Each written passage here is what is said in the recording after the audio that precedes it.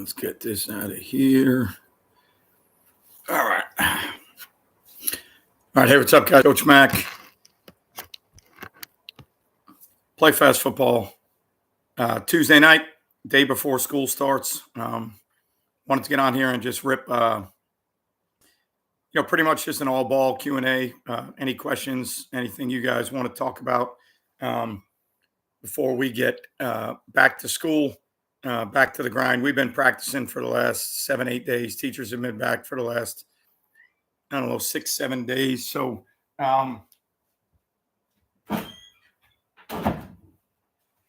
just thought we'd take an opportunity. Sorry for the cat delay.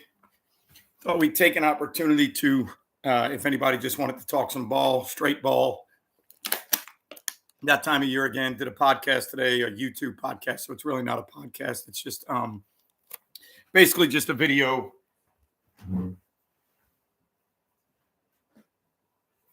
So YouTube podcast stuff, if you're familiar or not familiar with YouTube podcasts, it's really just a place that you put videos. So I do them as normal videos, kind of in a podcast setting, a little bit different than the X's and O's ones, but did one today talking about some matchups, college football week 1, games that, what are the bigger games? What are the matchups? Are there good matchups scheme wise? Some of the things you might be looking at, some of the things we are looking at, early on, Navy, Notre Dame, obviously that's a big one. I think it's great for Notre Dame to draw Navy first. That type of offense, you're going to want time to game plan, do all the things you need to do. Nebraska, Minnesota, kind of interesting. Matt Rule, obviously first game at Nebraska. Minnesota's going through some crap right now. Matt Rule trying to bring fullbacks back, a different type of offense than everybody's used to seeing right now. Nebraska was stuck in the spread world for a little bit. Didn't work out for him. So, hopefully Matt Rule won't be option. Probably it won't be triple option like people in Nebraska might want, but different than the spread that they've been through. Games like Northern Iowa, Iowa State. Well, why would I list that game? Because I watch everything Iowa State does, because we're 3 high. That's how we play defense. I want to see what the evolution is, what they're trying to do. Florida State, LSU, the big one. Florida, Utah is another good one. 2 top 25 matchups.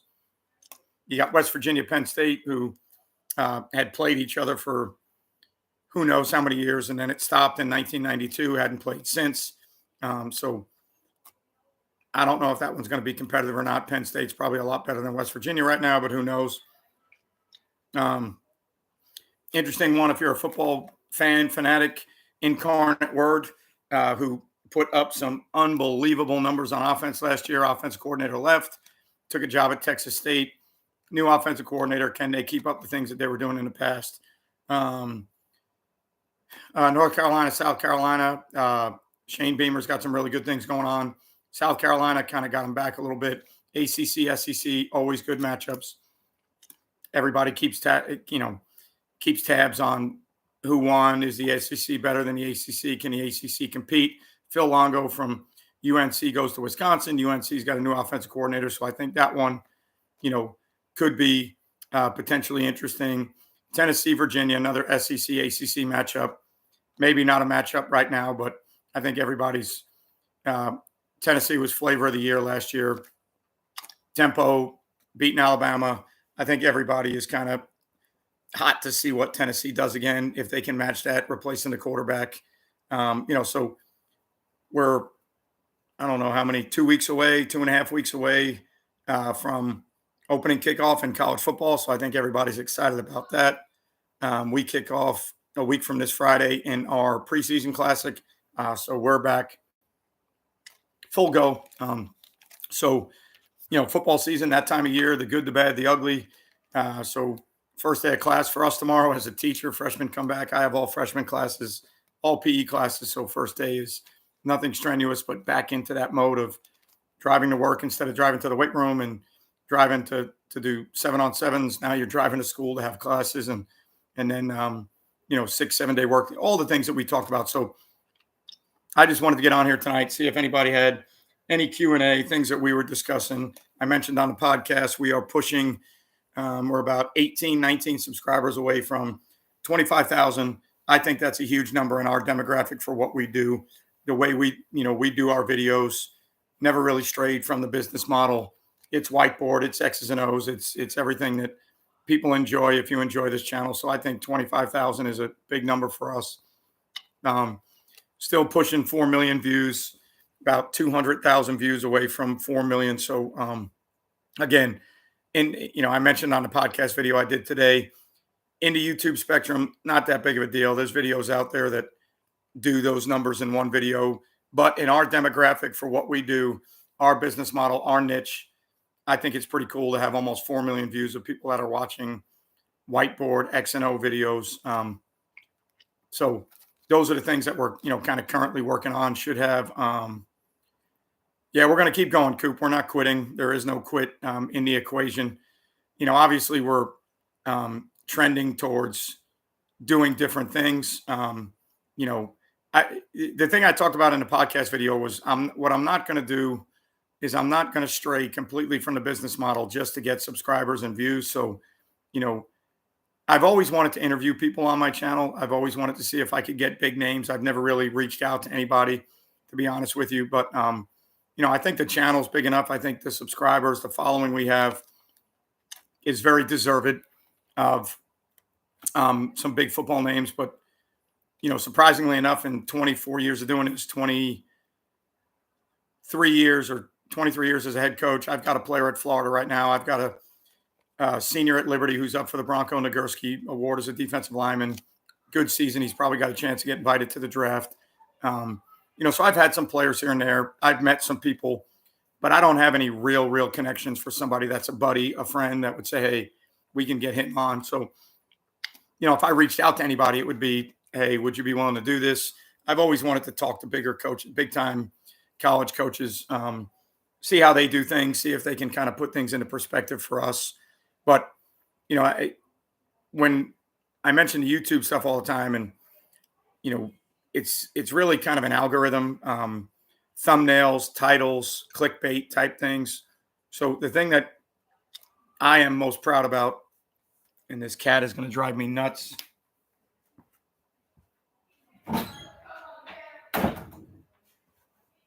Apologize. The thing that I'm most proud about is I never did any of those things just for a grab, just for a subscriber grab. I know I mentioned that some of the shorts we do now, I do some shorts that are golf related. I work at a golf course. I'm a scratch golfer. I'm trying to possibly, if I can fit it into my schedule, qualify for the U.S. Senior Open. But I mentioned that I'm going to do a separate golf channel, and I'm going to keep play fast football, and, continue to do all the things that we've been doing. Continue to do Zoom clinics in the off season, try and get the live clinic rolling again. After this season, talk about where we are on offense, defense, what we're doing at our school, see what everybody else is doing, all the successes that they're having. How did football change this year? What did you see more of? Is something, 11 personnel, something else? Is it coming back? So that was the podcast video today. But I wanted the live tonight to be just more Q&A, straight ball, X's and O's. It can be anything from practice organization to summer stuff to fall camp to games to game planning, pressures to coverage to fronts. Offensively, if you want to talk offense, I was an offensive coordinator for called plays for 17, 18 years. So, now I'm a defensive coordinator. I love my job. I love just being on one side of the ball. But, obviously we've done a million things on the offensive side of the ball. So whether it's tempo, gap schemes, duo, which we've run at times, RPOs, anything you guys want to talk, any questions you want to shoot out, any, again, any suggestions for the channel, where we can go moving forward, videos we can do, anything we can do to keep taking this to another level, getting it better and better while still staying within the business model. Like I said, I'm not going to play Madden on here and try and have people watch me play Madden. I'm not going to get Alabama's playbook. I'm not going to get Clemson or Georgia's playbook. That's not what I do. It's never what I've done. Other people do it. They're good at it. Hats off to them. But we're just going to keep pounding away the way we do it. I think our numbers are great. I think everything that we're doing is great. The interaction that we have with people when we do these live streams is awesome. So we're not changing that. The other stuff I'm going to do is going to be a different channel, different venture. People that want to see that, watch that. People that want to see this, you watch this. So, for those of you that are coaching right now, if you're coaching the Southeast today, yesterday and today was absolutely miserable. We were only on the field for about 35 minutes today. In between, after about 20 of those minutes, we gave a 20-minute break. Everything today was walk through, no contact whatsoever. We did tackling circuits on defense, but they were all non-padded, fitting, near foot, near shoulder positions, no contact at all today. Heat index feel like temperature was like 113. We are very fortunate where we are. We have a trainer with a wet bulb. We have all the guidelines that say, hey, shells only, take pads off, can only be outside for X amount of time. So it has been, Mr. O'Malley, how are you, sir? It has been, last 2 days were really, really brutal. And here's where that affects you in the coaching world. You've got to change your practice plan. So today was a defensive day for us. Script is out, plan is out. These are all the things we got to do. We had 3 blitzes that we had to get installed today, which was good because we were still able to do our meetings in the classroom. We were still able to do blitz on cans because without pads, that's about the best you can do. So there were still segments that we could get in that 35, 40-minute block that we were allowed to be outside. But again, no contact, not in pads, which was probably needed anyways. You need some of these days. We have a pretty mature team, really good kids that understand what we're trying to do. And our head coach, what we sell to them all the time is, look, everybody's going through this in Florida. Everybody's, got to deal with wet bulb, feel like real temperature. And we got to be a team that handles it better. We got to be a team that if we're in the cafeteria, if we're in the gym, wherever we are, we're making the most out of that 45 minutes, that hour, that walk through, that meeting, that film. So our kids are pretty good at that. Last year we had some hurricanes, some weather. So we do, Coach O'Malley, I mentioned this and you sat through the presentation. I think we're an Atavist tackling team. So we send film to Atavist. They give us reports on what we need to get better at. They give us a drill library of things we need to do. So one of the stations today was what they call a bag drag drill. So players start in the middle and they have a cone that they have to react to. And then when they get to that cone, a player on the side is dragging a bag and it now becomes a near foot, near shoulder. We've done it as a roll tackle in the past. We change it up every once in a while, but it has some tracking elements to it because when you come out of the cone that you break to, you've got to find that bag and the angle that bag is on. And it's got some tracking, always working on acceleration to deceleration, what we call sprint shimmy. We warm up with it every day. Sprint shimmy with your right foot up, your left foot up. Some people used to call it the swoop, I think, depending on what tackling terminology you use.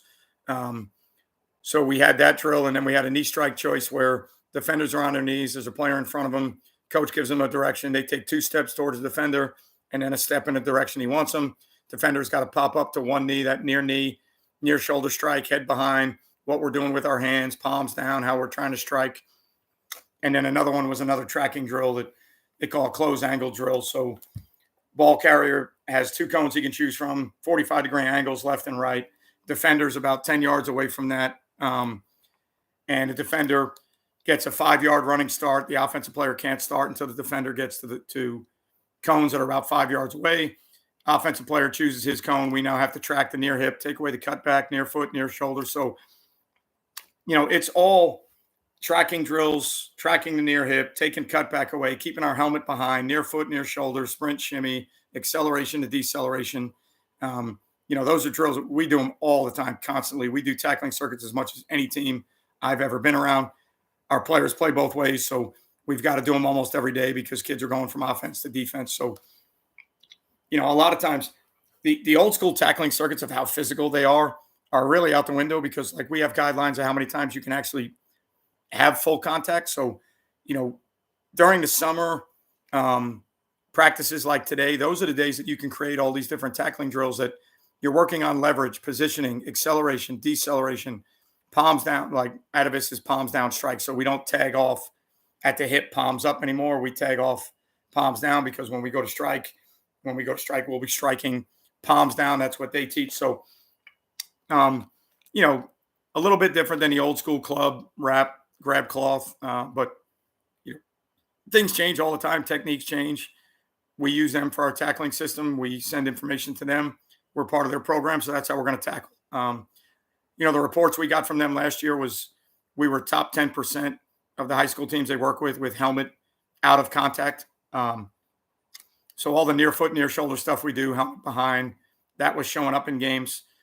Tracking the ball was a big one for us, and then impact position. The near foot, near shoulder position, the power steps, all those things that people talk about in tackling is where we struggled. So they give us a layout of the drills that they want us to do. And they give us a drill library so the coaches can go in and look at the drill. And then what I do as a defense coordinator is I pick the drills that I think our kids can do. I pick the drills that I like. I pick about 12 of them out, and then we just rotate them all the time of 3 a day that we're doing. And I try to keep it consistent for the coaches. I tell, all right, one coach has 3 drills that he does, and I only give him those 3 drills. My D-line coach has 3 drills. I only give him those 3 drills. Linebacker, corners coach, they get 3 drills. That's all they get. So, in the offseason, I think what I may do with that drill library is make the coaches go through all of it and learn how to do all the drills. But for right now, for us, it's more efficient for me to assign coaches to 2 or 3 tackling drills that they're going to do. And then I rotate those drills, but I keep the same guys in charge of the drills that they've been doing. I just think it saves time. Coaches need to take, coaches need to take ownership of those drills. Those are the drills you're doing. Master the technique, what we're trying to get out of those drills, rather than giving coaches random drills each day. And now they got to scramble to see if they can find it in the drill library or on the video. So Atavist has been very good to us. I like having a system. I like something that all of our coaches are teaching. Tackling is probably the hardest skill to teach. The better teams you play, the more tackles you're going to miss. So we're just constantly working on the things that we feel like kids can get better at: tracking, closing, sprinting, shimmy, whatever your terminology is, coming to balance. Close the. When I was playing, it was close the distance, come to balance. So all those terms that might have changed slightly, but it's the same thing. The biggest thing that's changed is head behind, obviously head out of contact. You're not putting your head across anything anymore. So we're just trying to replicate all the different tackles we can, and then trying to make drills that we find a way to incorporate drills that are, equivocal to the tackles that we're missing in games, or the situations in tackles that we are missing. I think that's kind of a changing of the guard. It really depends on your team. We have a mature team. We have a bunch of returning players. Obviously, I'm at a private Catholic school, so the kids that are there are used to a little bit more regimented, disciplined scenario, or they wouldn't be at that school. We wear uniforms every day. Guys and girls both have uniforms that they have to wear. So, every kid has an iPad. If you leave the room, you got to have a pass generated on the iPad. So it's just, to me, that's the difference between the public school, private school, is the kids that you have there are there for a certain reason. And when you get them there, you can coach them a little bit differently. You can expect them to do different things. So, at some point we have to be physical. At some point you have to bang. It's still football. I get that. But the old school days of creating toughness, and I think there's other ways to do that. I think we've got to create more mental toughness than we do physical toughness. The ones that like it are going to stay. The ones that don't like it, once they hit a few people or people hit them, they're not going to stay. So that's not going to change. It's like the old adage that people say kids have changed. Well, I don't think kids have changed. I think society's changed. How kids are being raised, or what we can and can't do with them anymore. I don't think kids inherently want to be different than we were 40 years ago. I think there's kids that still want to be tough. I think there's kids that still want to be coached. I think there's kids that still want structure in their life. It's just so easy to get away from that now, and with all the cans and can'ts and do's and don'ts. And so we are fortunate, and that's why I chose the place I chose. If I wasn't going to be a head coach, I was only going to be an assistant coach at certain places. And that's one of the reasons I chose it. I chose that place. So, I'm fortunate there. So days like today, we get probably more work done than I might have got done at some other places. I think the kids, at least our varsity group, the kids we have, everybody's excited, to get it when it's that hot. It's not a day off, but you're lighter. But I think our kids also cherish the 45 minutes to get better. The 3 things that we were able to do today were very good periods for us. And then, We had meetings pre-practice, post-practice, which you can't do at every place. You can't expect kids to sit through 20-minute meetings pre-practice, 20-minute meetings post-practice, special teams corrections, offensive corrections, defensive corrections. So, um, I've been at 4 or 5 different places now. I head coach at 3 different places, and I'm an assistant coach here. I was a GA in college. So everything is improvise and adjust. You got to adapt. Your team is different. Your players are different. Your coaching staff is different. So things we do here, I probably couldn't do at other places. Things I do at other places, we probably couldn't do here. Style of coaching I used to use at other places won't work here. Things I do here wouldn't work at the other places I was at. So that's all trial and error. If you've been doing this for a long time, you kind of figure all those things out. You get used to all those things and you roll with it. So we're kind of blessed from that standpoint. Tomorrow is going to be the same deal. So we're already, I'm sitting with the head coach after practice trying to figure out what we can do tomorrow. We only have freshmen on campus for the school day. So after school, the freshmen are going to practice for 45 minutes that they're allowed to in the heat with the index the way it is. And then our older kids are going to come in after that, and they're going to get their 45 minutes on the field after that. So the groups are going to be split tomorrow. But those are the plans you got to make. And that's, as a coach, I think everybody has their ideas. We talked about practice organization. I did a video on it the other day, and all those things are great, but they're kind of a living document, and they change even when you make them the night before. Our head coach has had practices planned out for weeks on a Google Drive that he's had laid out, and those change every day. We get thunderstorms here this time of year. We have barely entered to the hottest part of the year. Everybody thought July was hot, but for us, it gets even hotter in August. Now we're going to get into hurricane season. So, as a coach, you just got to understand how to improvise, how to adjust, how to adapt, how to make changes to your practice plan. And, the biggest thing for us is we had 3 pressures that we had to get in today from our second front. So our 4 down front. So those got a chance, with our just play stuff to have a meeting, show the kids the diagrams, what we're doing, what the coverage is behind it. So that was the biggest thing we had to get done today. We had to get those installed, and then we had to do, blitz pass on cans was an absolute must today. And then, the tackling circuits was a little bit extra, and then we were able to throw 7-on-7, and that was a little bit extra. But, that was really the 45 minutes that we had. That was all we could do. No contact, no pads. So, but that's part of the business. That's the deal. And I think that's what guys have to learn in this business, especially younger guys. Got to learn how to cut your teeth in this business, and you got to learn how to roll with the punches. You got to learn how to make changes. You got to learn how to, when things do change, you got to roll with it. You can't bitch as a coach. Today was my day. Today was my defensive day. Today was our install day. Wanted to see some things live. Wanted to fit some runs. Can't do it, right?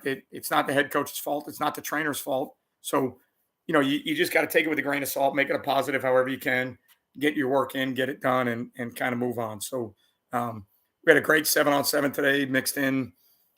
We're at the point now where we're asking the kids to play all of our coverages. So the way I do it is I start off with our base stuff and our base toolbox, and that's all we play. And then 2 or 3 practices in, I go through our 3 deep rotation stuff, which for us is how we close the middle of the field. But it's a drop 8 deal, so it's a little bit different. It's not pattern match. It's more spot drop, landmarks, country cover 3. So, we've got 3 or 4 versions of that, and we'll focus on that. And then we've got some of our man deals that I talk about all the time where we rarely ever play zero. We play a lot of man deals with extra help, whether it's help underneath, help over the top. Always trying to find ways to get some extra zone vision and break eyes in the run game on the quarterback, and then, help with all the man beaters. So we mixed all those in today. We mixed our 3 deep in. We played our base pattern match. So, pretty good day for us, 7-on-7 wise. And I think our kids are in a spot right now where we can play a bunch of different things. I don't think we fit runs and everything perfectly yet. The worst thing we do right now is pressure.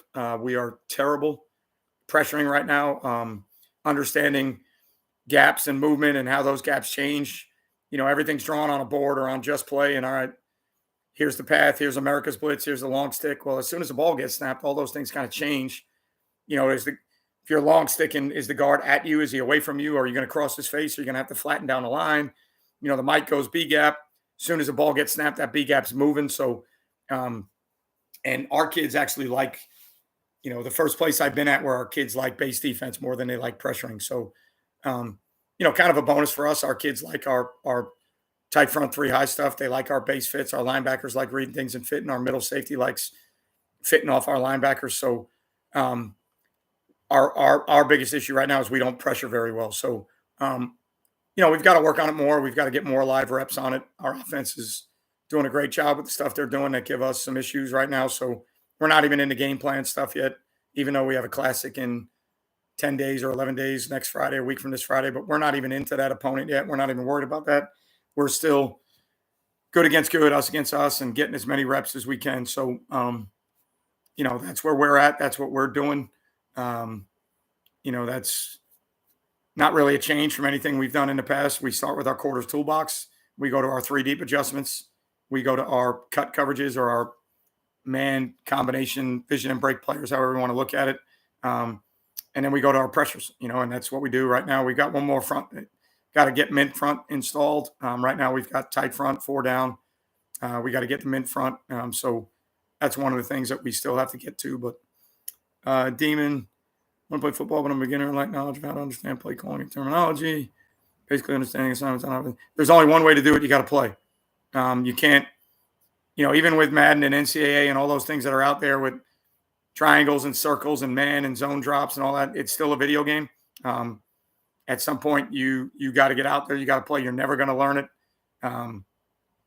There's a process of going through it, learning how to be coached, learning how to make mistakes and accept those mistakes, figuring out that your coaches are in your corner. They have your best interest at heart, even when they're raising their voice, yelling. I wouldn't have made it in this world without it. There's no way. I would have been either on the street somewhere or in a bar doing other things. So I totally needed it in my life. So the only advice I can give you, Demon, is you got to play. There's no way you can study YouTube, everything you want, until you get in it and do it. There's way too much terminology, way too much going on. And you got to find out if you like it, right? So if you want to play, you got to actually play. Find out if you like it. People are going to hit you. Is that okay? How does it feel? You're going to get up. Are you okay? You're going to hit other people. How does that feel? So, love the fact that you're interested. It's the greatest game in the world to me. I've never done anything else in my life outside of coaching football. So the only full-time jobs I've ever had are teaching and coaching football. So, it's just one of those things that you have to do, and I'm 24, 25 years in, going on probably 45 years between playing and coaching football experience. Every day there's still things I'm learning, still things I'm studying. So you never get a full grasp of it. It's always changing. But if you really want to play, God bless you, you got to play. There's no other way to do it. So whatever grade you're in, whatever age group you're in, you got to get on a team. You got to play, figure out if you like it, figure out what it's like to be coached. If you play other sports, you know what it's like to be coached, but maybe you don't know what it's like in a game with as many moving parts as football, which is, that's the unique part. We have so many individual segments, group segments, full team segments. Like, you don't just run around 11 on 11 all day. At least we don't.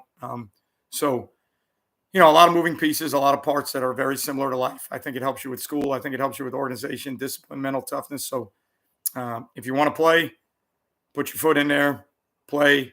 If you like it, great. If you don't, and you just want to coach, there's a lot of people who just want to coach football. They didn't really play, and that's awesome also. But while you're young enough, if you still have a chance, go ahead and give it a shot. You may love it. If you don't like it, don't play. Yeah, I agree, Brandon. I mean, it's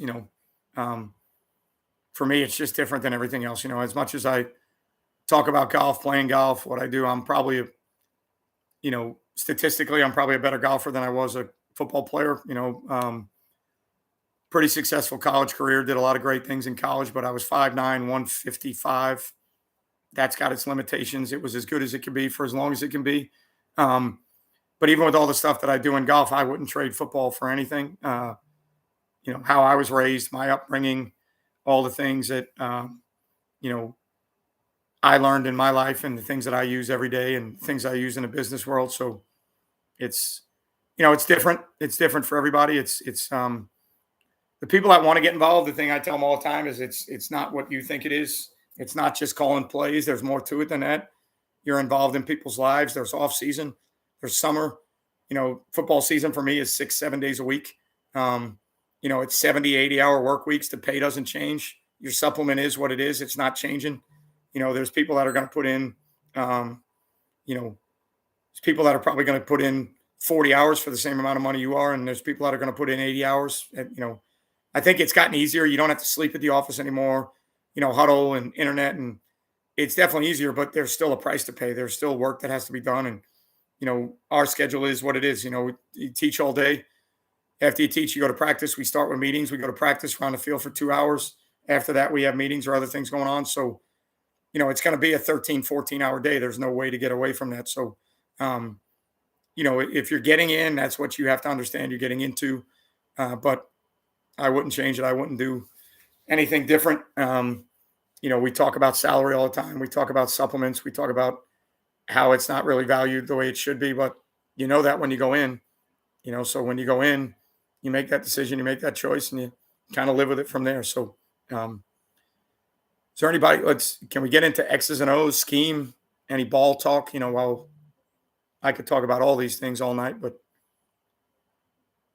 just wondering if anybody had any scheme questions, anything they were doing, anything they were trying, anything that they needed help with, advice with. Where are you going to send the fourth from? Weak side, away from the Sam, like tight front, mint front stuff? Or our tight front is all 3 down. When we go to 4 down, it's even. And then our mint front is tight front with the fourth rusher coming away from the Sam. So everything we do, Tim, is based on eliminating vertical runs and sending everything C gap or wider, and then understanding the runs we're going to get, the schemes we're going to get, the pin pulls we're going to get, tackle pull schemes. We understand that. We know what we're going to get. I think it helps dictate some things in the game plan. I think there's certain runs I know I'm going to get and certain runs I'll probably never get. So I think it helps us there from a practice standpoint. But our base defense is 3 down, tight front. We don't send a fourth. We use the Mike as a spy in our pass rush deal. We play traditional split field 7-man coverages without the Mike. So that's the way we do it. Other people do it different. We try not to send the Mike. The only time we send the Mike as a fourth rusher, when we go to 4 down, the Mike's our fourth rusher. When we go to mid front, the Mike's our fourth rusher. But when we're playing our base tight 3 high deal, which is how we live, it's 3 down. It's only, the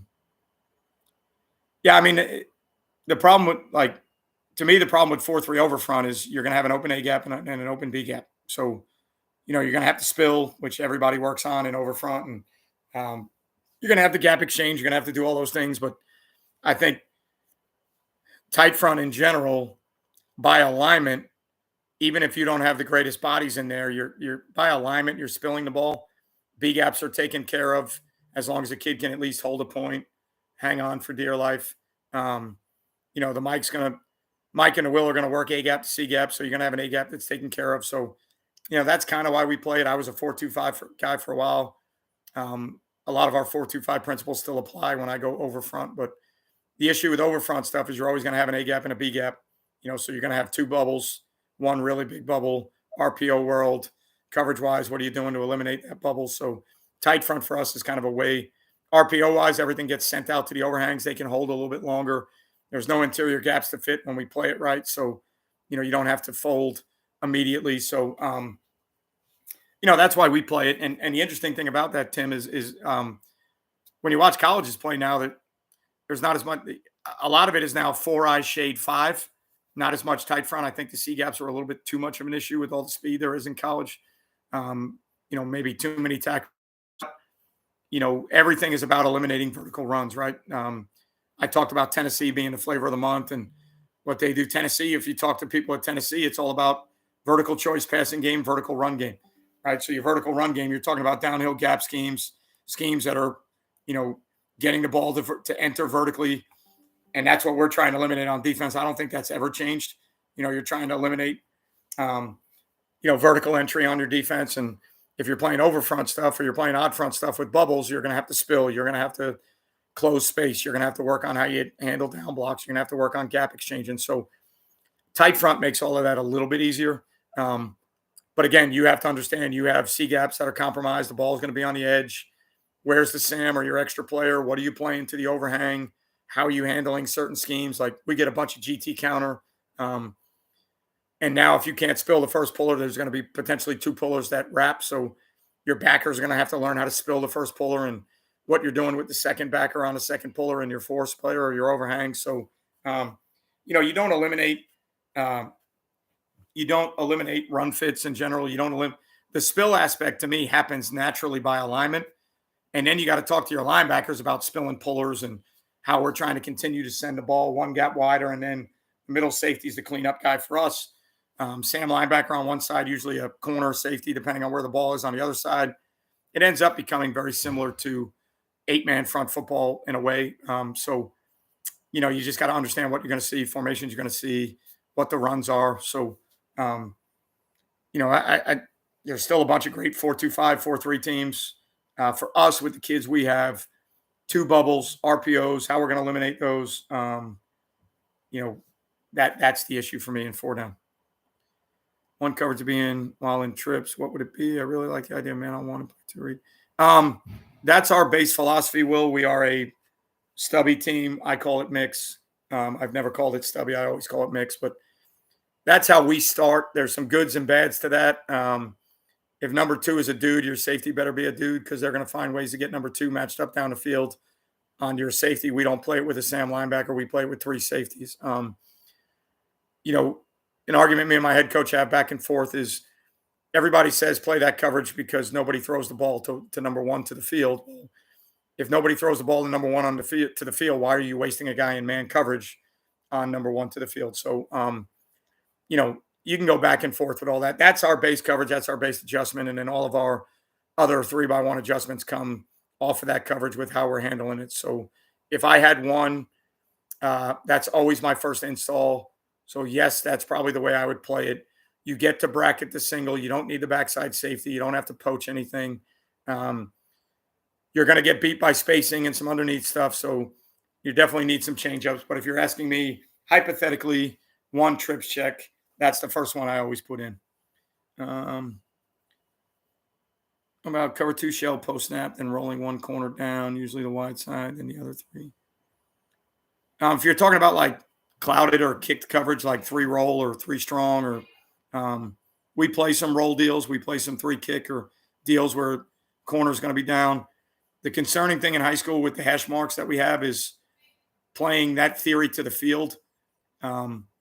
You're asking a guy to be a long, long way from run fits. So I think sometimes if you're going to do that, you got a better chance playing those old school cover 2 theories to the boundary and then playing either 3 buzz or something else to the field. We have a couple different 3 deep rotations that we use. Ours is not pattern match 3 deep though, but the issue we have is I would love to play more traditional cover 2 stuff with the ball in the middle or to the field, but your run support becomes an issue because if you're playing 2 removed and the Sam is inside, if the Sam gets blocked and the corner gets blocked, the safety is not meant to be a run fitter in those coverages. So the reason we play palms or 2 read or our quarters adjustments is if they block the Sam, that safety is going to fit. If he's a deep half player or a deep third player, he's not involved in a fit. So to the field, to the wide side with the ball in the middle, that structure becomes tough to fit perimeter runs. If your Sam's a dude and they can't block him, I think you can get away with it. But by alignment, by leverage, the Sam's inside of 2 because there is a flat player. The Sam's more of a hook curl dropper. If you really sling the coverage, he's a straight curl dropper and you drop somebody in the hook and you flood the coverage. But I worry about run support all the time. I still think high school football is a run-orientated game. So when we choose our coverages, 7-on-7 in the summer is awesome. But the problem when you're choosing coverages is you got to choose run fits and you got to figure out how you're going to support runs.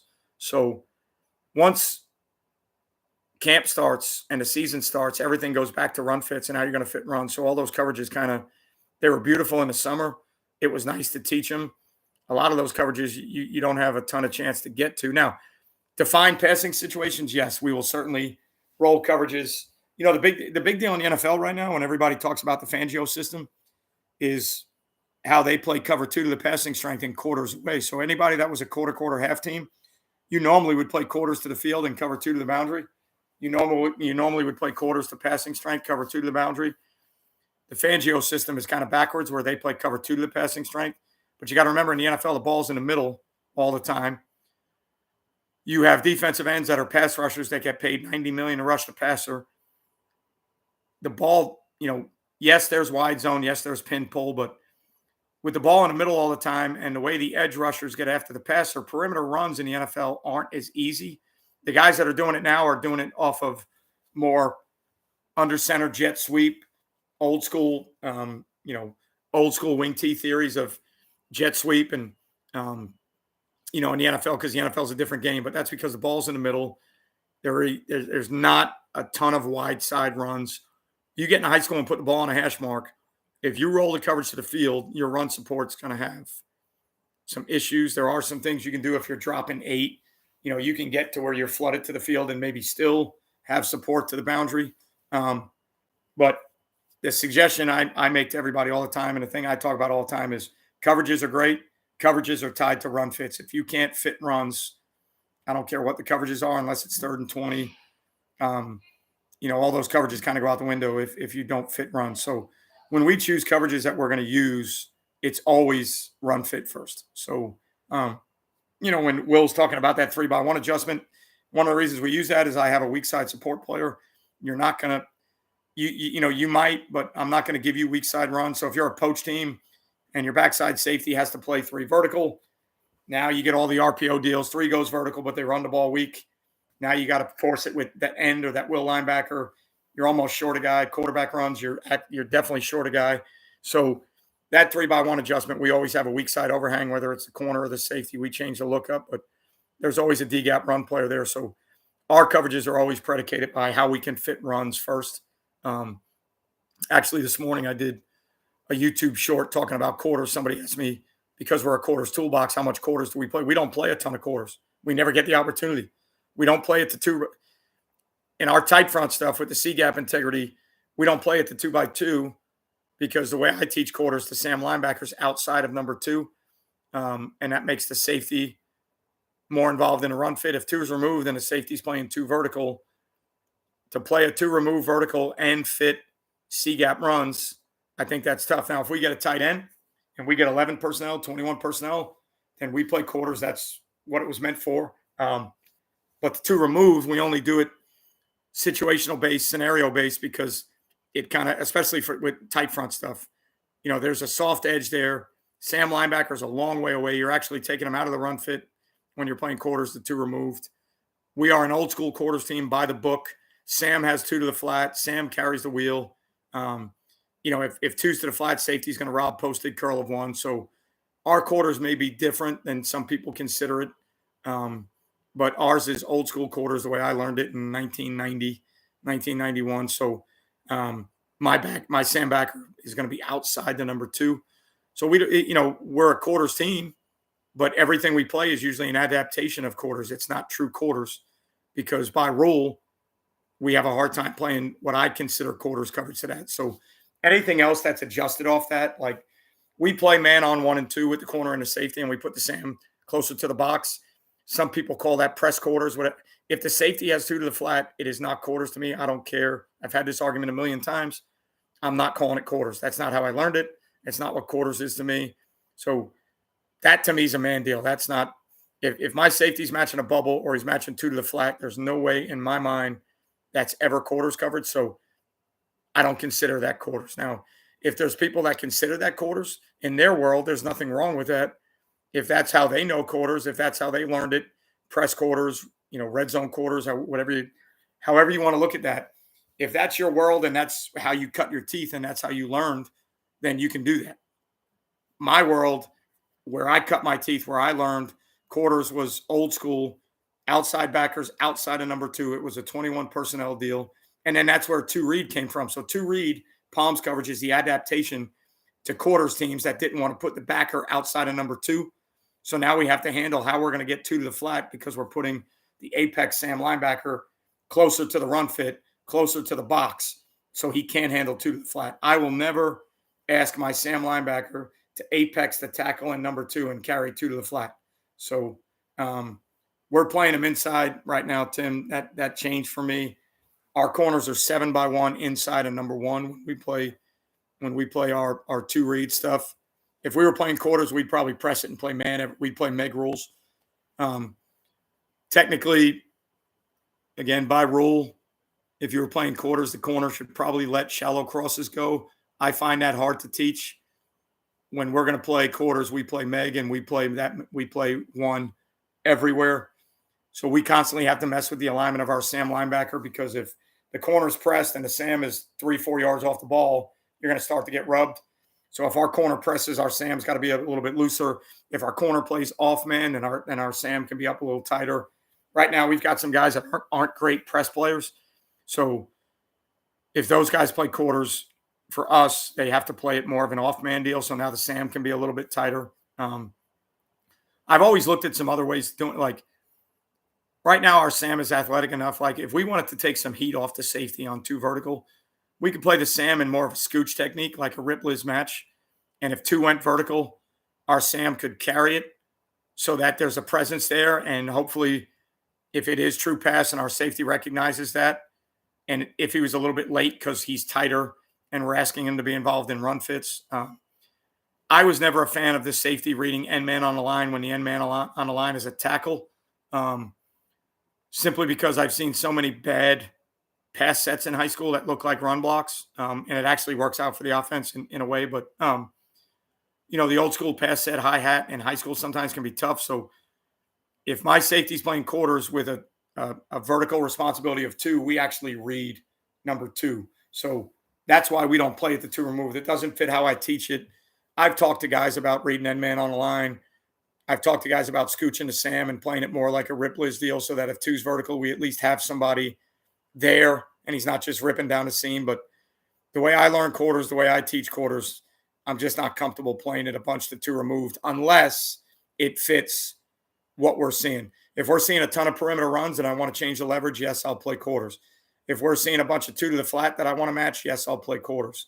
If they're beating us up with number 1 quick game in palms or 2 read because we're off the ball, yeah, we'll play quarters. But there's got to be a reason for us to do it. We carry it. We make our kids play it. It's very rarely called, and it's very rarely used when we go into game plans.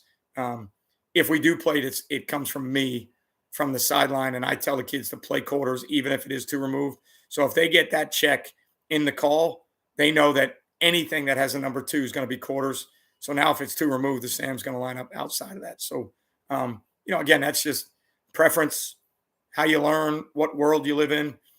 Football is a strange world. Terminology is different. How people learn things are different. Quarters to me is not quarters to someone else. And I never want to argue that with anybody. Whatever you think quarters is, if your kids know it that way and you teach it that way, that's quarters to you. Doesn't bother me one bit. My quarters and what I learn is different. So I have to adhere and coach.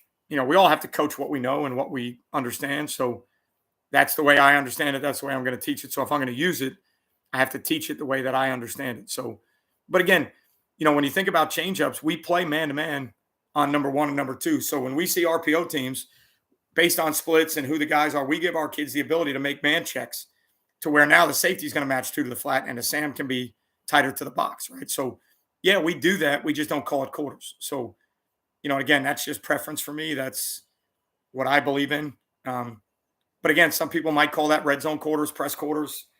That term is out there. That technique or philosophy is out there. And I'm not here to argue that. I don't want to argue that. I'm just here to say, for me, quarters is different. So, but we live in that toolbox. And so that when we get tight ends, 11 personnel, 21 personnel, we already have quarters taught. We can play quarters. The Sam knows his leverage. He knows his run fit. He knows his pass drop.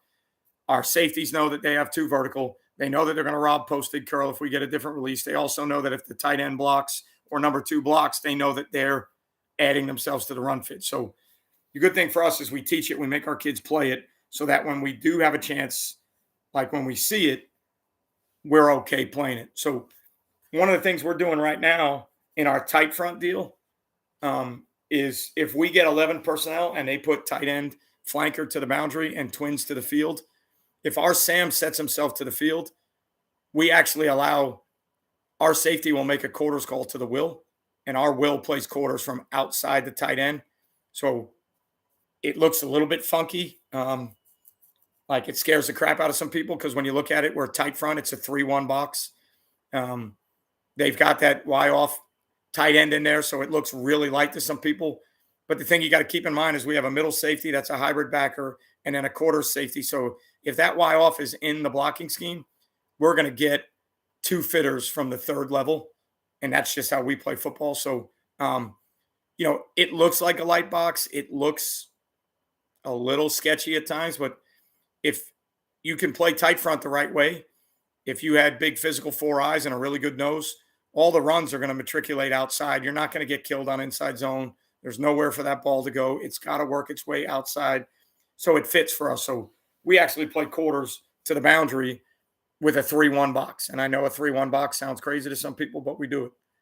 Now we have other adjustments. We don't sit there and say, all right, you can drill us with inside runs. But right now that's a base way for us to play tight end flanker to the boundary, and we let our kids do it. So, that we have to have quarters in. We have to teach it. We have to run it. But as somebody who says, that they're a quarters toolbox, it's probably the least coverage we run all year. We're in two read 100% more than we're in quarters. We're in man out there more than we're in quarters. We are in cover two more than we're in quarters. So quarters is like all the way. If I charted the coverages we play, quarters is like down here, and I wish we saw more 21 personnel and we were playing old school quarters, but we don't see it. Yeah, so for us, nothing changes, Brandon. So to the 3 receiver side now, 4x1 quads, crap, stuff like that. That's not a high percentage. That's all game plan stuff. That's what are they trying to do in it? If it's 3x2 empty, the way we play football, nothing changes for us. So to the 3 receiver side, we play stubby. To the 2 receiver side, we play palms, cover 2, man, whatever game plan dictates, whatever. The way our coverages are built, there shouldn't be a formation out there that gives us issues schematically. Yes. Communication, no. So if we went out and played a team in 7-on-7 that came out in all these funky sets, our kids know how many receivers are there, what's the deployment, tight, removed. We have all our tools in to call our coverages. So it's I've mentioned this before several times. It's our version of check with me defense. So I know when you tell people, I'll get to that in a second, Professor. When you use the term check with me on defense, I think people look at you sometimes like you're crazy. But the way we play our coverages, it essentially, once we teach our coverages to our players, if I make a base defensive call, the safeties are the ones that declare the coverage. Now, I can tag coverages that I want played versus certain looks or certain downs. But if we went out and just lined up to play football like we did first day of practice, 7-on-7, our kids called every coverage. I didn't have one thing scripted. I didn't make one call. To remove, what are you going to call? Here's your options. Single receiver, what are you going to call? Here's your options. 3x1, here's your options. So our system is built that way. That's how we play. Really, it's the old TC. People have been doing it for years. You can go back to, if you study the history of football, people used to make double calls. Here's what we played a single with. Here's what we played a 2 receivers, whatever. We kind of eliminated all that. We stole from Gary Patterson and TCU. We don't use their terminology, but everything we do is coverage by deployment of receivers. Take the ball, draw a line down the middle. What's the picture over on one side? What's the picture on the other side? Make your coverage calls and go. So that's the way we play. It's been good to us for a long time. And it's kind of a tempo beater. It's, nothing kills tempo. You just got to hope that you're good enough. But our kids don't panic as long as the only thing you got to talk about is where you set the SAM and can your will play coverages that the SAM can play. So if you get FIB, formation to the boundary, FSL, whatever you want to call it, are you forced to check a coverage because the kids on that side can't play passing strength coverages? Or do you have enough hybrid players where your will can play the same coverages as the SAM? And if they put trips to the boundary, go ahead and play whatever trips check you want because the will can play it. That's the world. I did a video on that the other day, field hybrid defense. If you want to defend tempo and you want to be good, that's the world I think you need to live in. If your will isn't that kid, then you're going to live with 3x1 checks. You're going to live with, other deals that, you have to understand what you're doing, how you're doing it. But the more you can get hybrid players that can play multiple coverages and they're all the same as. I'm not asking the Will to play a different position. I'm just asking him to learn the terminology of when he can drop hook to curl, when he's in the pattern match with palms, because he does that anyways. So our Will, two removed, plays palms on his side. He already does that. So if we go to the 3x1 adjustment, stubby, that backer plays palms off of the number 3 receiver in the back. It's the same thing. If the back pushes, he's got a alert push. So, that's what we do. Check with me, version of check with me. All right, Professor. Obviously, always rub routes, crossing routes, pick routes, compress formation, bunch formations, things that are going to give their man deals and a declaration of who's playing man issues, trying to run away from man coverage, right? So obviously not sitting. Routes that sit down, maybe with spacing concepts, can get open, but if it's man, you're going to want to run. You're going to want to run away from people. So getting guys on the move, motioning people, moving around, understanding how to move guys so they can't get pressed. If your best player is not great off press, put them off the ball, motion them, move them around. Don't let them press them. Don't be afraid to run the ball into man free. I know the box numbers sometimes are a little bit crazy, but if teams play man and they don't fit those runs, they run for a long time. So you've got to not be afraid. Thank you, Brandon. Have a good night. But you got to not be afraid to run the ball into cover one. But crossing routes, other routes, rub routes, pick routes, all the things that you need to do to run away from man coverage, get your guys on the move. How would you handle 21 or 20? So we, Joseph, we do not check out of tight front. This is war sports. Hold on to that thought. That's a huge conversation we can have. I ran duo read, got chastised for it, but I don't give a shit. I ran it. So for us, all right, we don't check out a tight front, even if we get tight ends and heavy sets. And the reason we do that is when people deploy a tight end or double tight ends, they're doing that to get you out of tight front because they don't want to block the tight front. They're adding gaps, they're adding surfaces, and they're hoping that you check out a tight front, or they hope that they have advantage against tight front. So we adjust everything with coverages and how we play our coverages, and we involve our safeties and our fits a ton. So when I went to tight front stuff, the first thing I was adamant about was we're not going to shade anything. We're not, if we want to play tight, we're playing tight. If you come out with a tight end, we're still playing tight until we can't. Because if you play tight front and they formation you out of it, there's no sense carrying tight front, right? So if you carry a front that the offense can formation you out of and they dictate the formations, then they're going to dictate to you that you're out of that front every single time. So if we're playing tight theories, we're not getting out. If we can't handle those sets in tight, then we got to play something else. That's a different story. But I would never give in to an offense and check out a tight front just because of their formations, because then I think they've already won the deal. If we're a base tight front team and that's how we fit runs and that's how we play, and you can formation me out of that, then I don't think it's a very good base defense. So, again, that's opinion based. A lot of people are going to tell you can't play tight front for certain things. Yeah, maybe you don't love it versus a tight end or double tight end sets, but if you're going to be in tight front and you're going to check every time they formation you, to me, it defeats the purpose because the offense has the pen. The offense can formation you. It's the same deal with FIB, FSL. If they know every time they go FIB, you have a check that you have to make, to me, they're winning the battle of the pencil. They're dictating the formation. They're making you check. You're only playing coverages that are checked to FIB. So, again, philosophy, opinion. There's guys who win more games than I do with FIB checks. There's guys who win more games than I do checking out a tight front. That's just my philosophy, my opinion. Was good to us last year. Every team that tried to go tight ends, heavy bodies, we still played tight front. We adjusted. We played quarters to both sides, both safeties and a middle safety and a run fit. You're putting a little extra heat on your safeties, yes, but we have kids that can tackle. We have kids that want to play that spot, so we're not asking them to do anything they don't want to do.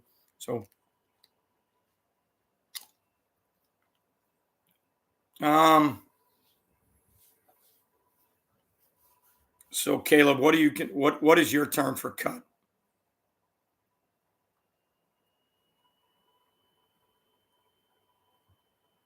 Would cut be like man with underneath players that can help on crossers, or let's figure out that first. Because like things that I call cut coverages are man coverages where we have underneath players that can help with crossers and things like that. And again, that's just me. That's not, I don't, I don't think that, I don't think there's a set definition of what cut coverages are.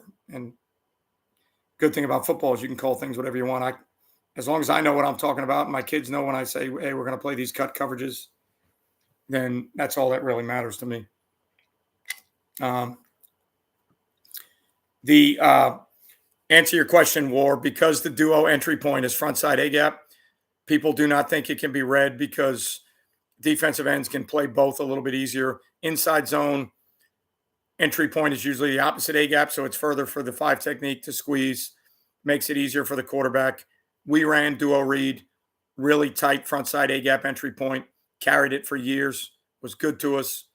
We ran duo as a kick scheme. We ran it as a read scheme. That was the world we lived in. We were a gap scheme. We didn't carry inside zone. I ran it. People don't think you can. I think you can. I ran it without a tight end. So the 5 technique was closer. One of the ways we handled that was with smart splits. So our tackles and guards understood based on the front how we could get that 5 technique further from the A gap. That's part of the deal. Smart splits are part of the deal. So we did it. Yes, we did it. The argument I got from everybody was that's not true duo. My argument was if true duo is a gap scheme that has double teams with no puller, what does it matter how I run it? If I don't run it like the NFL runs it, who cares? Duo is true gap, 2 double teams, no puller. It's power without a puller. Who's to say what is duo and what isn't? If you're running that blocking scheme, whether I do it with 3 tight ends, no tight ends, duo is duo. That's the blocking scheme. So our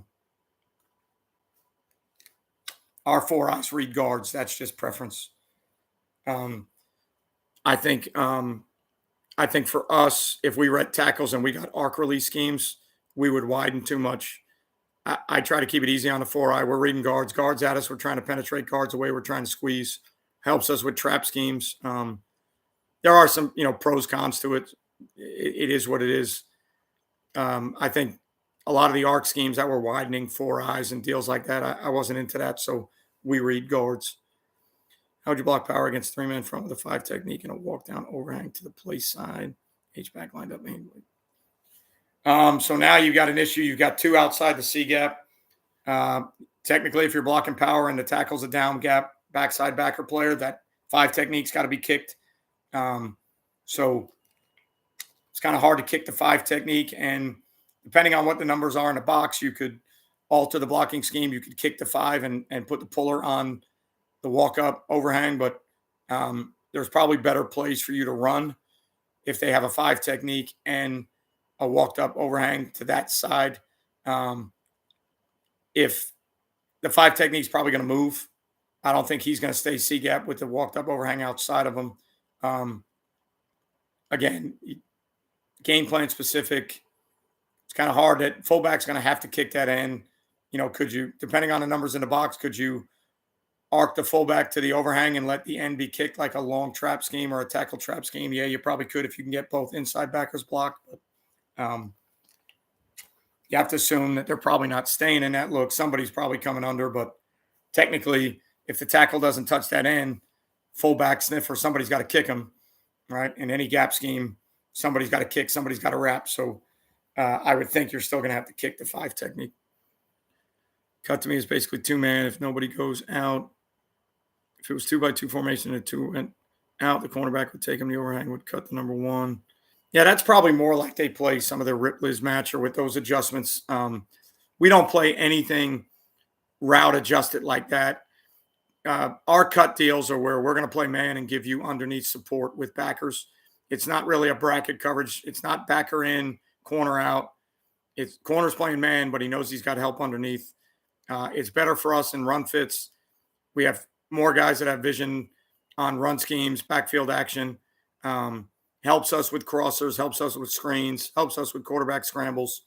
I don't, even though I'm an Alabama fan, I don't know enough about Alabama verbiage and how they would teach those cut deals. I know how they play Ripley's match. I know how they play their split safety stuff, but they have so many variations of their coverages and how they match those patterns in those deals, like their two buster, all that shit. Like, I'm not smart enough to figure that stuff out. I don't study it. So that's never stuff I'm going to try and carry. Our cut coverages are underneath players. So it's the opposite of two man for us. It's two man, but instead of having two deep players, we have two linebackers. Now we do play two man. We do play robber. We one rat, whatever you want to call it. Cut coverages for us are just a different world. I wish I knew more on that, Caleb, but I don't study a ton of Alabama. I watch Alabama games. I'm an Alabama fan, but I don't study a ton of their verbiage because I don't know if I could teach it. So, second year of coaching, very interesting, tight front ideas, especially after watching Iowa State. Yeah, I don't know if Iowa State probably doesn't play tight front that much anymore. Where tight fronts really become a big deal is like all the NFL stuff you see now with tight front, old-fashioned bear stuff, nickel personnel, 5-1 boxes with a nickel in the box and getting their matchups in pass rush. But the NFL is a different animal. I like NFL football. I don't study it a ton because their matchups and what they're trying to defend is way different than what we're trying to do. So, but true tight front in college, Iowa State is way more 4-eye to the back, shaded nose, 5 technique away. TCU was playing a lot of their stuff that way. So true tight in college is hard to find anymore. You got to study to figure out who's running it and who lives in it or who. You still see it. You know, it's old. It's a version of bear front defense in a way. So you still see it. You still see double eagle. But the true tight front stuff, even Iowa State, I don't think they run it as much anymore. Kick the 5 and read the overhang. Yeah, if you live in an RPO world, then I would just treat the overhang as a read. I don't know, maybe some option. You could probably carry some option runs where you kick the 5 and read the overhang, but that's just a matter of how you teach the quarterback, how you teach your lineman. He's probably not going to be accounted for in the power scheme itself, so you're going to have to count from a different way. But you probably got to add another body, in my opinion, if you want to run power versus that. You know, 2 tight end world, 2 fullback world, somebody that's going to handle that overhang, or you got to throw the ball or do something different. But I certainly get it if coach wants to run power versus everything, have at it. If you're good enough, you probably still can run power to everything. But I just think when you think about the scheme, the numbers, how you teach it, fullback's got to kick somebody, guard's got to wrap on somebody, usually somebody in the box. So to me, if you got a six-man box with a tight overhang, now you're getting into quasi 7-man box stuff and RPO access throw. The ball's got to be either thrown somewhere or you got to bring more helmets in. That's just what I would think. Now, it doesn't make, because it's what I think, I don't think it makes it right or wrong. I think double wing offense is cool. I think it presents a lot of issues for defenses. Can you run everything out of it? What are you carrying out of it? Can you get to other things? Can you throw the ball? If you can do all those things from double wing, then I think it's a great offense.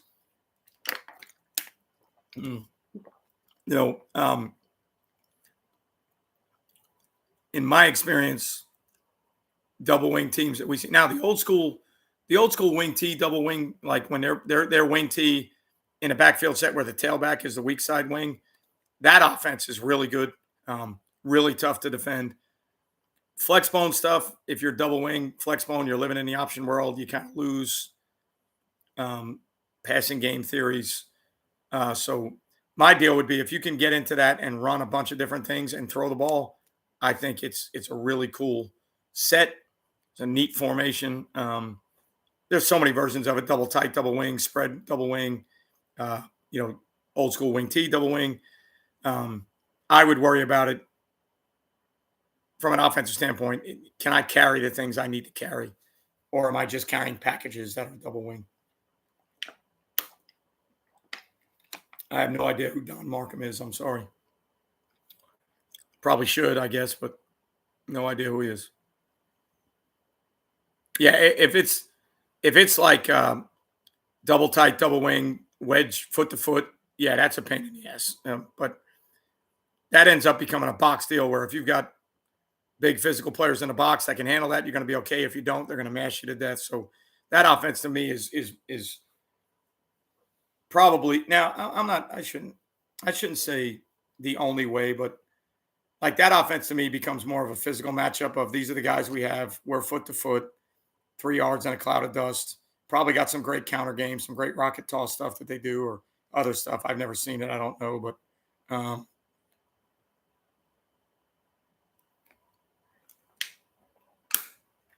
well, then I'm glad I'm not in California. So I would imagine he probably had some pretty good players. I would like to see other seasons. There were probably some seasons they didn't score 900 points, but you know, every offense is good. There's not an offense I don't like. Um, there's not an offense that I wouldn't try. Uh, Offense is to each his own. What can you teach? What players do you have? If he's got those kind of players and he's that good teaching the offense, he's going to be really good. Um, it's my. I used to. I don't live by this argument as much anymore, but my argument used to be if that offense was that prevalent and blue blood college football teams can go out and get the best linemen and the best running backs in the country, why don't you see foot to foot splits, double tight, double wing, winning national championships in college?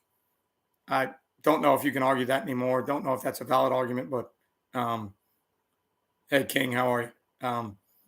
That was always my wing T. Like my wing T deal was always if that offense was that good, then the guys that can recruit players and the guys that can get the best players in the country, you should see that offense on Saturday. I backed off that argument a little bit. I have nothing against the wing T. I have nothing against double wing. I have nothing against any system anybody uses. I'm not that guy. I'm not the guy to bash systems. I just live in a world where I look at things and go, okay, well, if the best coaches in the country can get the best players in the country and they choose not to run those things, why do they make that decision? Well, maybe it affects recruiting. Okay, well, if you're only recruiting linemen and tight ends and running backs, then who cares about wide receivers? Maybe it affects ticket sales. Win a national championship, you'll sell tickets. Maybe it affects boosters and win games and boosters won't care. So I don't. My take on it was always if offenses are that good, you should see them at the highest levels. I think Kirby Smart has taken what Saban has done and adjusted it to more to modern football. I think he's adjusted it to tempo. I think they found answers maybe that I don't know Coach Saban. I don't know. Kirby Smart was in my office a couple times recruiting a kid, but I don't know those guys. I can't speak for them. From the outside looking in, I would say that Georgia probably found a way to take everything that Alabama did, fix the issues, and be willing to move forward with some new ideas. Would be my take on it. Whether defending spread, defending tempo, quarterback runs, anything. I think they took Alabama's blueprint from recruiting to practice to mental toughness to physicality.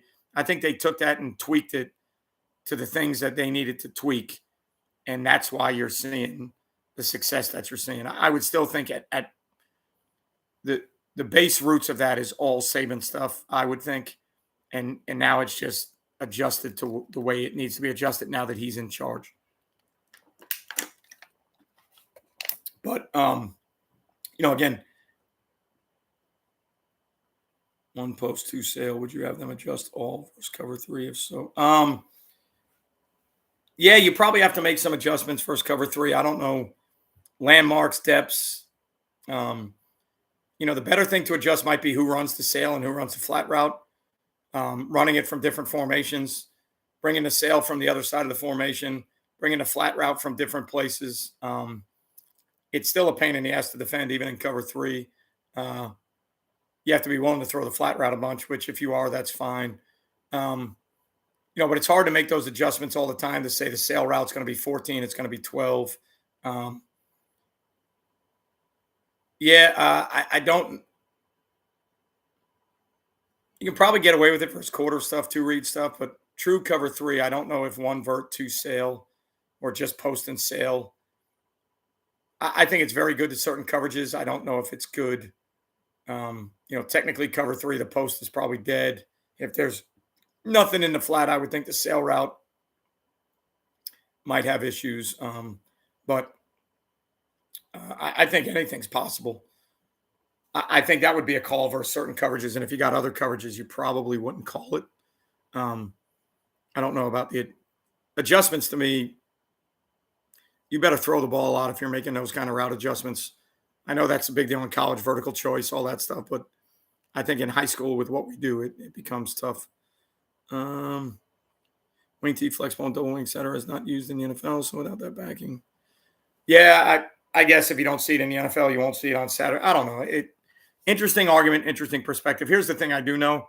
We don't have to worry about any of that. If that's the offense you run and you're good at it and your kids are good at it, go ahead and run it. There's nothing that to me is just a philosophical argument debate on why you don't see it or why you won't see it. But you're going to see state championships every year in those offenses. You're going to see guys win a ton of games in those offenses. You're going to see guys score a ton of points. So I don't, in high school, I don't think there is an offense that's untouchable or unrunnable. I think if you're good at what you do and your kids are good at what you do, I think you can win and score a ton of points in any offense. And I think that's what makes it so great is there's so many choices. Um, you know, so it's one of those deals where it's to each his own. Coach what you need to coach, what you want to coach, and whatever you do best, whatever your kids do best. The biggest thing is I think what makes those offenses so good, in my opinion, is they're still so different. Everybody's kind of morphed everything to spread, 11, 10, RPOs, quarterback run game, tempo. You have to, you got to understand that those offenses in high school are still so different that's part of the problem they present, right? So if you don't see double tight, double wing, foot to foot splits or whatever offense that is, if you don't see that and you have to defend it now, if it's a physical matchup problem, now you're in for a whole world of trouble because, thank you, William. Because now it's an offense you don't see. It's things that you don't see, like single wing. If somebody gets good in single wing is a bitch to defend. It's a bitch to defend in 3 days. So, like, all those offenses are awesome. They're great. If you can run them, so be it. I just think it's different. It's not what everybody else does. And if you can do it at the high school level, I think you're going to have a ton of success. Yeah, all those things have changed, King. Run and shoot, spread, all those. I don't even think spread is an offense. I don't even know if spread is a term. I think to me, spread is more formational. Spread is more about splits. I don't think there's like the word spread is an offense. I really don't know if spread is a system. I think spread is more of an alignment deal and a formational deal. We always have to beat Bowles. Bowles is going to be, they're in our district, in our conference, however you want to look at it. That's who we got to beat. Mandarin's going to be really good this year. Bartram Trail's always good. Rains is always going to be good. Trinity's always going to be good. So it's all the usual suspects. They're all going to be good again. For us, it's everything kind of goes through Bowles, and then we have to be good enough to beat Episcopal and good enough to beat the other schools in the district if we want to. If we can't beat them, it doesn't matter. If we can beat them, then we're going to have to go through Bowles. Everything still runs through Bowles. They're still that good. Coaching staff is phenomenal. Program is phenomenal. So nothing's changed on that front. We're in the shotgun most of the time. We do some stuff. To me, if you're a tempo person, if you want to go down a rabbit hole, study how the NFL guys use tempo from under center. Study the different tempos they use breaking the huddle. There's a lot of really, really great things in the NFL that people wouldn't know as tempo football. The NFL has a bunch of different tempo deals that they do. It's just they're under center and you don't realize it or they're coming from the huddle. NFL has a lot of really cool wrinkles to change tempo that if you go down that rabbit hole, you'll find a lot of really, really good stuff. We're a shotgun team. My offenses were always shotgun offenses. I think in a high school game for what we do, I think shotgun makes you defend an extra player. The quarterback is, old school NFL football and a lot of the NFL football that's played today, where the quarterback's going to be, where the launch point's going to be. You know that he's probably not a runner, so it's 11 on 10 in the run game. boots, waggles, things that you got to take care of. Yeah, I get all that. But I think that's why some guys have had some success with quarterbacks that can move and do some other things because NFL systems aren't built that way on defense. We need 2 yards when we're in shotgun. Now we need 7. I do not agree with that. I've never agreed with that. The only 2 plays that I agree with that change are quarterback sneaks and fullback wedges. Those are the only 2 plays, in my opinion, maybe quick trap. But if you did your research, if somebody was in the eye under center and they handed the ball to the tailback and you did your research of where that handoff is and where the handoff happens in the shotgun, I will bet you dollars to donuts, because I've done it a million times. I guarantee you, if the tailback has the ball in the eye and the tailback has the ball in the shotgun, I will guarantee you the ball's handed in almost the identical same place. Quarterback sneak, can't argue that. Fullback wedge, fullback trap, I cannot argue that. I won't argue that. If you're going to tell me that somebody is in the eye under center and they're going to hand it to the tailback and tell me that that's different than a shotgun, I will die on that hill every day of the week. There is no way that depth is that much different. Quarterback sneak, yes. Fullback wedge, yes. Trap, yes. Any tailback runs from the eye, that is a hill I will die on every day of the week. That is the same depth that you'd be in the shotgun, and I'm not changing my mind. Somebody's going to have to hold me down at gunpoint to make me change my mind on that. Our short yardage stayed shotgun. We never changed. That's how we take snaps. Quarterback sneaks is the issue for me. Yeah, I don't get into all that, Joe. I play wherever they put me. As a head coach, I play wherever they put me. I never appealed a district. I never appealed anything. That's just my philosophy on it. 3M, 3S. The only thing that changes is some of the guys that were always good that now have to compete with the other good people. They're pissed because they think other schools bitched about it. And, I don't know. I don't give a shit. Put me in 3M, 3S, put me in 4A, 5A. If the other school's the same size and we got to play them, I'll play everybody. You're welcome, Trey. I'll play everybody. I'll play anybody. Don't care. It's just, I still think in high school football, even in the state of Florida, you could probably go through the state of Florida and pick out the 30 teams that have a chance to win a state title in every classification. In some states, you can probably narrow it down to 20. I don't think, unless you do like a soccer relegation deal where teams win state titles and they got to play up and teams that don't got to play down. And unless it's some type of relegation, I don't think that's ever changing. Wherever you put those teams, they're still going to be the best. Do they have to play other teams that they wouldn't have to play in a different classification because of 3M, 3S, 2M, 2S, suburban, metro? Yeah, probably. Does that piss them off? Yeah, probably. But I guarantee in the state of Florida, I can go down the list of the 30 teams that are probably going to have a chance to win, even though it's 3M, 3S. They're the same suspects. They're the same places. A couple teams will pop up here and there and win a state title, but I don't think a lot of that's changed much, personally.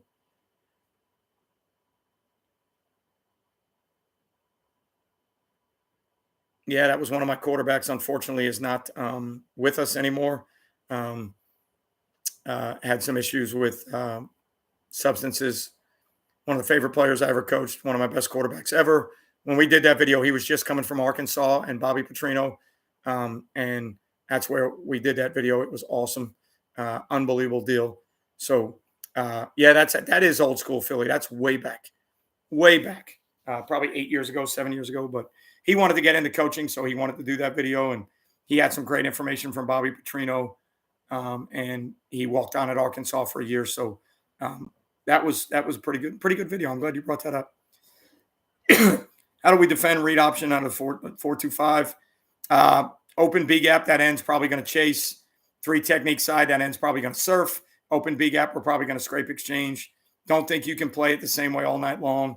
You're going to have some calls that you surf it sometimes, you scrape exchange it sometimes. But our 4-2-5 is kind of 8-man front principle. So somebody's going to have the dive, somebody's going to have the quarterback, somebody's going to have the pitch.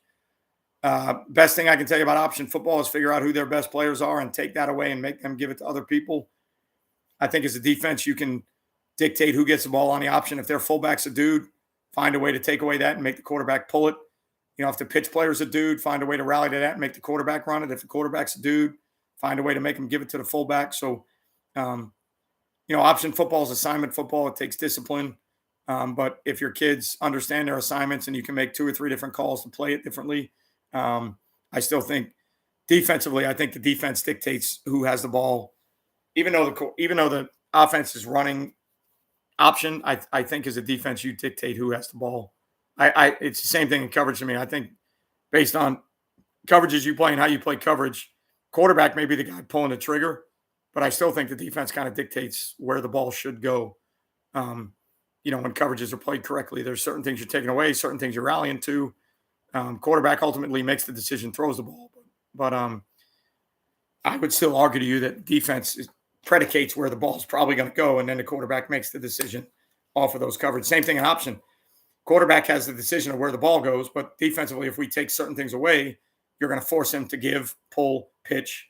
So ultimately, the offense has the marker at first, but I think ultimately we have the marker with how we want to play that. What else we got going on? Good one tonight. Always get excited when the talks go to schemes, fundamentals, X's and O's. Yeah, you got to. Whoever their best ball carrier is, have schemes that take that away if you can. Really good option teams, especially like the split back inside, outside veer teams, whatever. They're going to find a way to run it either way. I don't think you can totally take it away, but if the fullback's a dude and you can limit his touches, that's what you got to do. If the quarterback's a dude, you can limit his touches. That's what you got to do. If the pitch guy's a dude, my philosophy in high school has always been make them pitch it. You'll see teams that run triple option football and they go the entire year pitching it 5 times and just beating the brakes off everybody. If you can force people to pitch it, that would be how you do it. Camp rules, we play our base coverages to empty. Game plan wise, if empty is something that somebody's doing for particular reasons, then we might check it. But, again, 3x2 empty is standard camp rules. 4x1's a little bit different deal. 5x0 or shit like that is different. But if it's 3x2 empty, it's standard base coverages, 3 receiver side, play it, 2 receiver side, play it. I think where empty gives teams trouble is when you're playing poach concepts and you get 3 receivers to a side that you're trying to poach, but now there's 2 receivers on the other side. So you're going to be stuck with your will locking a number 2 man-to-man. If your safety's got a poach, can you get out of poach and play something else? That's where, to me, in my experience, that's where if your 3x1 checks all involve poach coverages and somebody's 3x2 empty, that to me is what creates a bigger issue. If you're split field 3 safety defense like we are, empty schematically, if the team is good, they're going to give you issues. Physically, if they're really good, they're going to give you issues. But as far as alignment, coverages, that we should be able to play that day one. We should never fear playing 3x2 empty. The only thing you should fear is how good they are at it and what they can do out of it. Empty that motions back in and carries quarterback run game can be an issue. Empty that can motion either way and carry bash schemes and read schemes. I think that's an issue. Empty as a formation to me, 4x1's an issue just because it dicks with every coverage rule you got. So, but 4x1 to me is not traditional generic football, and you don't see it a ton. So when you do see it, it's going to be a game plan adjustment. Good thing about 4x1 is they don't know how you're going to play it either. So, you're adjusting to how you want to play it, but they have no idea how you're going to play it because it's not a base deal that everybody plays. So every week they go in with 4x1, they're going to have to kind of game plan some things because they have no idea how you're going to roll to it. You're going to play, some type of 3 deep rotation to it, or you're going to try and play your normal split field and pull a guy for 4 vertical. We press number 1 all the time. So if we play cone to the single, we press number 1. That's what we do. We press him from head up with 0 leverage because if he goes inside, the safety is going to take it. If he goes outside, we're going to take it. So if we play it with outside leverage, he's probably going to release inside. The safety is going to take it every time. Play it with inside leverage, he's probably going to release outside. The corner is going to take it every time. So we make it a little bit more distinctive for the corner and the safety. We're going to play head up, make him choose his release. When he chooses release, then that's how we'll fit the coverage off of that. So, but we are press cone every single time. Yeah, I think 2x2 juke is still a good deal. Um, if you're using the running back as the option guy in high school, that's tougher because I think it might take a little bit more time to develop. Pass protection may become an issue. Um, so, um, but I definitely think my philosophy in high school would be anytime you can get the back involved, get them involved because teams don't do it. Teams aren't used to covering it. The running back in high school is not used as effectively in the passing game as he should be. I certainly understand why protections, all the combinations, all the things you got to carry to tell the running back what routes to run. Um, but I certainly think 2x2 running back as the option player certainly a great deal. Um, yeah, I mean 3x2, 3x1, getting three on the mic. That's obviously the way it's designed. Easier. Um, Most of our motion adjustments are three deep rotations from three high. So um, camp rules, four strong, we would end up being in a flooded three deep coverage. And then if that was an issue with four strong, then we would have to figure it out from there. But we keep our motion adjustments about as simple as possible because, again, philosophically for me, I think the more teams motion, the less they can actually do from the motion. They can't carry their whole offense. They're just motioning to get into certain deals.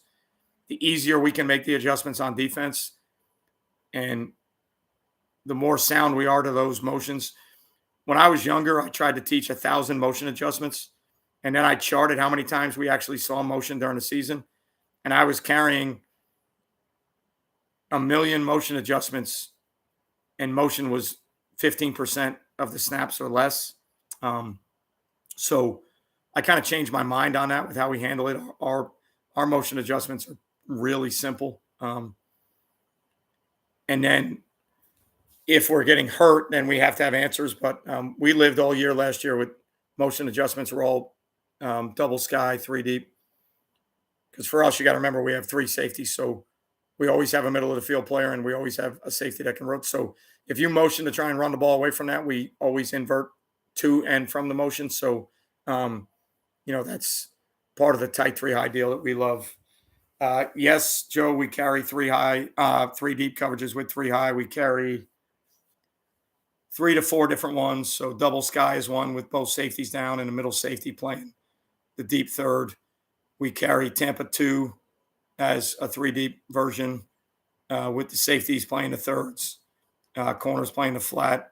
We carry buzz to the field and cover 2 to the boundary or 3 kick, 3 roll to the boundary. So, yes, we play three deep. Our three deep is not pattern match. Our three deep is all country cover 3 spot drop. And it is how we close the middle of the field. So I think if you play three high stuff and your middle safety is always involved in a run fit and he's always involved in the underneath part of the coverages other than 3 vertical, I think teams will scheme that to death. I think you've got to have the ability to take the middle safety and play him as a post player. I think that's part of why and how you play the defense. So that's just something philosophically that we do. Where we struggle with that is we don't spend enough time. Our run fits and our three deep stuff are nowhere near as good as they should be. And our kids don't like fit and runs from our three deep structures. So three deep for us is more of a game plan passing game deal than it is. If teams are going to run the ball, we're staying three high as much as we can. That's where our kids are most comfortable. That's where our run fits are the best. So three deep for us is close the middle, situational, certain down and distance, certain calls. That's why we use it. So any other scheme, X's and O's, any other questions out there? It's 10:06. I have school tomorrow, unfortunately. First day of school, so nothing terrible, but 7-period day, flex homeroom, not a lot of breaks during the day, practice after that. So appreciate all the interaction tonight. Glad you could all be here. I'm sure all of you are already. Thank you, Philly. Appreciate your time being somebody that doesn't coach. King, good luck to you this year. Everybody that's coaching right now currently, especially everybody in Florida. If we don't play, hope you win them all. If we do play, hope you win them all but one. Uh, again, you guys that are here are probably subscribers, so I'm preaching to the choir, but trying to chase that 25,000 number. So if you have any friends or any other coaches that don't subscribe, ask them to subscribe. Trying to chase that 4 million views. Trying to get there. We're still going to do YouTube live stuff. I don't know what night I'm going to do it, but again, I talk about this all the time. You too, Joe. I hope you guys do well if you're in South Florida. I want to do live during the season and have chats like this and ask you guys how it's going. What are you playing? What's working? What's not? Well, look at you, King. Lucas Oil Stadium. Awesome. Hope you light it on fire. Hope you score 1,000,000 points. And yeah, it's a great deal for the players. Great deal for the staff. Great deal for the school. Awesome. Congrats. Good for you. Hope you do well there. Even if you don't do well or you struggle, it's going to be a great experience either way. So don't forget that. Don't forget what that experience is going to be like playing at a stadium like that, so that if it doesn't go your way, it's still a great experience, still a great situation. Still going to try and do YouTube live, still doing YouTube videos. Any suggestions you have for videos, if I can do it, I'll do it. So nothing's changing during the season. We're not going to get away from anything. I think the YouTube live during the season will be more kind of a venting session. Where are we struggling? What are we doing well? Flex bone double wing strength call is going to be to the field. Tight front doesn't really – for us, it's more where the Sam goes. But our will play as a hybrid backer, so our will can play all the same coverages our Sam can play. Tight front, we really don't have to set the strength. That's the beauty of it. So for us in tight front, setting the strength. 3 technique, under front, setting the A shade and the 5 technique. Balls on a hash mark, you're probably going to set it to the field. If they give you a 3-man surface, probably going to set it to the 3-man surface. Balls in the middle of the field, right-handed quarterback, I'm going to set it to the left. If he's better pitching with his right hand, I'll set the strength there. The only other thing that would change is if you're an over front team, under front team, if you want the 3 technique to a certain side, they're going to midline the 3 technique. That would change how you would want to set the 3 technique. But, again, standard rules, over front stuff, set it to the field. If you play boundary defense and you want to set them to the boundary, set them to the boundary. If it's traditional flex bone and it's double wing with 2 wide receivers or double wing with 2 tight ends, if they're balanced, tough to make a decision on where you set it. So that's probably game plan specific, philosophy, live and learn, setting them to the field. It's not working, change. That front's not working, get out. They're midlining you to death. Don't give them a 3 technique. All things that you would think about doing. Have a better corner than they have a receiver. That's the first way I would defend a post. If you're playing press coverage, try and win at the line of scrimmage and reroute, get him off his route, affect the timing of the quarterback, pass rush. If it's one-on-one in like we did one-on-ones today, if it's one-on-one and the wide receiver can't get open on a post route, find a different receiver. If it's one-on-one and you have a corner that can stay with a receiver on the post route, figure out how to play him everywhere that you need him. But just affect the timing. Don't give them easy stems. If it's off-man stuff, try not to let them dig too deep into your cushion too early. Play it with inside leverage. Force the corner throw. Force the double move. I'll tell you the biggest thing we struggle with when we play any type of off coverage or even in our 2-read stuff and some of our 3-deep stuff. Our guys, when they start with leverage, they don't understand how to maintain leverage, and we get stemmed. And a lot of our guys just backpedal, like they pedal straight. So if I'm playing off man from inside leverage and that receiver stems me inside, if I backpedal straight, I no longer have inside leverage. So big part we struggle with is maintaining leverage, position maintenance, all those terms you would use. Like if you play with inside leverage, you should win with inside leverage. If they throw the ball outside, then we've got to change coverages. I preach that every day. I yell it every day. I still yell it to this day. We start with leverage and we lose to our leverage side. So as a defensive player, usually when you're playing with leverage, it's because that's where you don't want the ball to go. If you play with a certain leverage, you need to win with that leverage. Press coverage where we struggle is our guys think that you have to absolutely get hands on the receiver to play press. That is a lie. If you can affect the release of the receiver and affect the timing of the throw, and a post route takes longer to get down the field and the quarterback has to be upright longer, now you're affecting pass protection and all those things. So if you're pressed and you force a guy to hesitate, release way inside or way outside, if you can reroute him off his release, you don't ever have to put a hand on him. And that's something we struggle with all the time. So when our guys play, we're more of an inch back motor man team than we are an aggressive jump man, jump press team. So where our guys struggle is if we play press and a receiver takes a release that's already rerouted, you don't need to get a hand on him. Now you need to get in phase and you need to find a hip and you need to track the route of what's going on. But you don't need to get a hand on a guy if he's released. If he releases outside of your wingspan, I teach it wingspan. So if I can get a receiver to release outside of my wingspan, I'm taking him off his vertical stem. If I'm taking him off his vertical stem, I'm affecting the timing and the rhythm of the throw. If I'm affecting the timing and the rhythm of the throw, that helps me as a DB. To read, this is segue to another conversation. The reason we play inside leverage and two read is because we had a hard time defending the post from outside leverage. So everybody that knows you play two read, you're going to get post over the top of dig. And if the safety's got to play the dig, the corner's by himself on a post. We had a hard time playing that from outside leverage. So we changed to inside leverage this year. I can't tell you if I like it or not yet because we haven't played games. 7-on-7, it was okay as long as kids understand how to keep that leverage and take away the post. Biggest thing with the post, I would tell you, is force other throws. Defend the post ad nauseum until you make them throw comebacks, corners, and then once they prove they can do that, now we got to come up with coverages that can help, so close the middle of the field to defend the post route. If you're middle of the field open, you're going to see post routes. You're going to see, all your Mills concepts, post over dig, dig over post, or post under dig, however you want to look at it. They're going to find ways to beat middle of the field open. They're going to find ways to attack the middle of the field. So on top of the physical aspects of defending a post route, changing coverages, playing middle of the field closed, those are your best answers to it.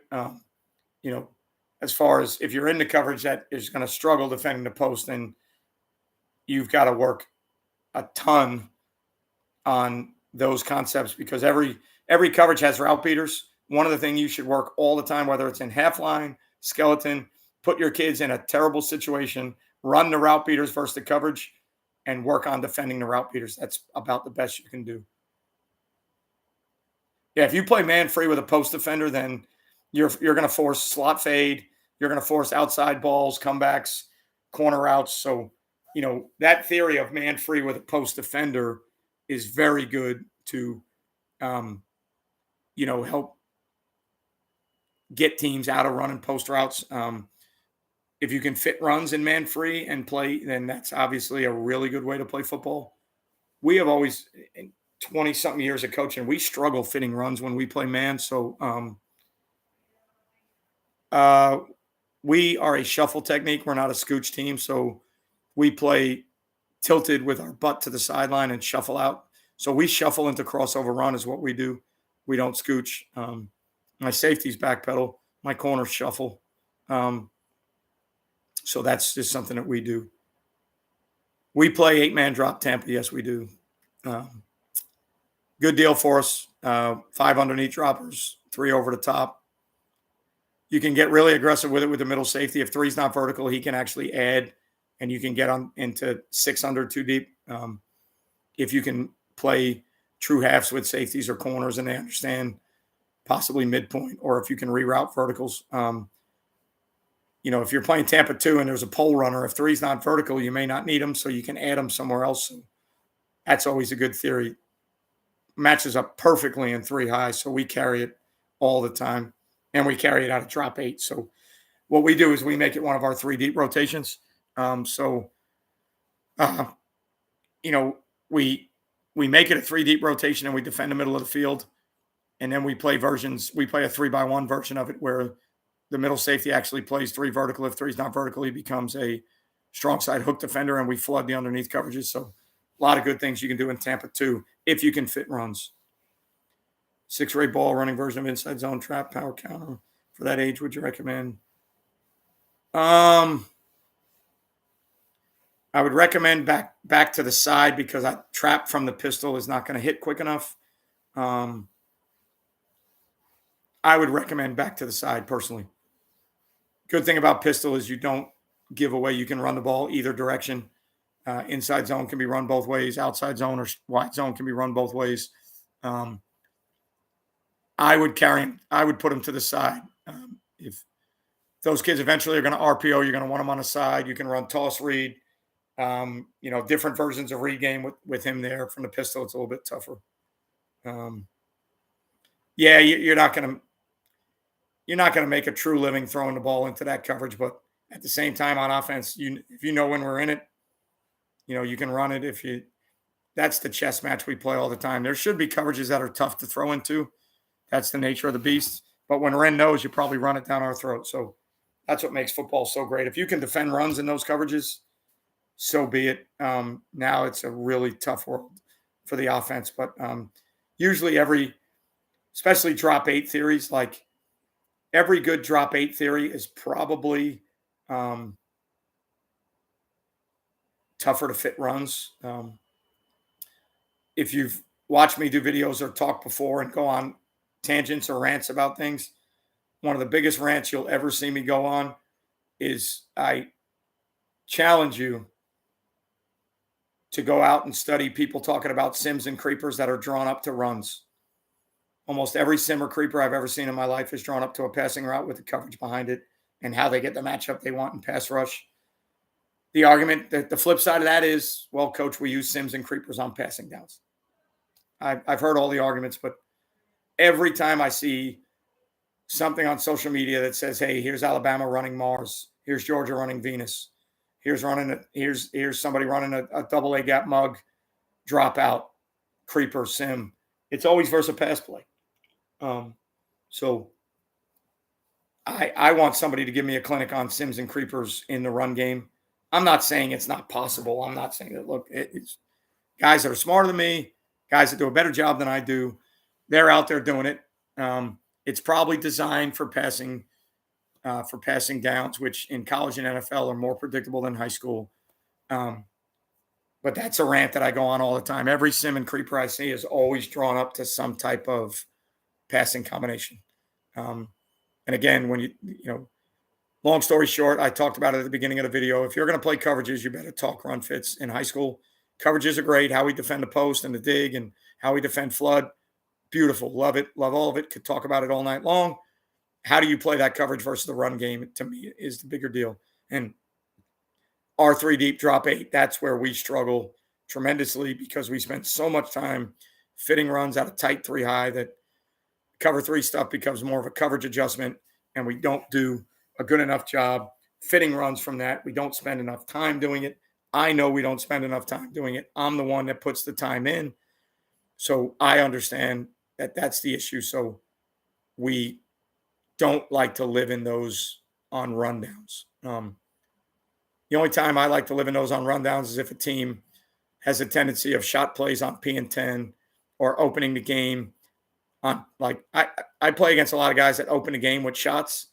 So if they know I'm middle of the field open, we're going to open the game in middle of the field closed.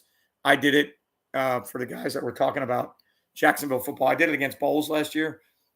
I closed the middle of the field on first down, and they busted a run for 75 yards on us. So that was not good. But I do it more as a tendency breaker. I do it P and 10 if somebody's got a big tendency of shots on P and 10. That's just what we do. What's interesting about sims to me, Boss talked one time about running a sim when the opponent was iffy and didn't react how they expected, and a regular blitz would have worked better. Yeah, maybe, a lot of our blitz pass are run orientated. A lot of our blitzes are not designed to attack pass protections. I think the pass protections in high school get iffy sometimes. It's hard to determine whether teams slide to the field, slide to the boundary. If you are playing somebody that throws it 40 times a game, then I certainly think you need pressures, sims or creepers, blitzes that attack protections. If you go into your average everyday football game, I think your blitzes should be more run orientated. Again, philosophical opinion, um, just from how I think and how I look at things. Most of our blitzes are designed to be good versus certain run paths. They're not good versus other run schemes, I should say. But our blitz passes are designed to be solid against run schemes because we see so many run schemes when we pressure. Um, if we played a bunch of teams that threw it 40 times a game, I would probably change my mind. I would study protections more. I would get paths and matchups that I want to figure out where I want the one-on-one, kind of like the NFL and college game is played. I would figure out who my guys are that win one-on-ones, and I would try and get them in those matchups all the time. I'm not saying we don't do that. We don't spend a ton of time doing it because, to me, those situations in high school football are not as prevalent. Now, I did say on another video that I got beat last year. First game we lost, we were 6-0. We were winning 6-3 at halftime, and we ended up losing 32-31. Last play of the game, team went for 2 and beat us. I did not have a good third down package. After that game, I went in and put in a third down package. So I did change my mind philosophically on that because I got burned. And that's how you learn as a coach. You have a philosophy or a belief, and until somebody beats it, you stick with it. So they beat it. Good on them, bad on me. So we ended up, the last couple of weeks of the season, we had some third down deals that were exclusively third down deals. So probably something we'll do more often now. Probably archaic on my end, not having better third down deals. But when I was younger, I used to put in a lot of nickel dime third down stuff before Sims and Creepers. And, we were probably doing a version of Sims and Creepers, just not calling them that. And I spent a ton of time in nickel and dime. And then in the game, we ran it like 5 snaps and it started becoming cost effective. So the amount of time we were practicing it wasn't worth the amount of calls we were making. So I ended up getting away from it. And then last year got burned and had to go back to it. So that's the beauty of what we do and why we do it. And, I'm not egotistical enough to say that what we do is perfect. I'm not egotistical enough to say that we don't get burned. I got burned last year, and that team forced me to put in a third down package. And it's good for me. It was good for me as a coach. Learning experience. Tough game to lose when you only gave up 3 points at halftime and you end up giving 32 up and losing on the last play in a 2-point conversion. But again, learning experiences as a coach. You live, you learn. You adjust, you improvise, you do what you need to do. So I appreciate all of you guys. Thanks for being here tonight. Thanks for all the questions. Thanks for all the comments. Get us to 25,000. Tell some friends. Have some people hit subscribe. Get us to 4 million views, all the numbers that we're reaching for. Good luck in your season. Good luck in school. Hope the family's well. Hope everybody's safe out there. Remember, you won't play well till you play fast. Thank you for tonight. Awesome. One of the best ones we've ever done. See you guys next time.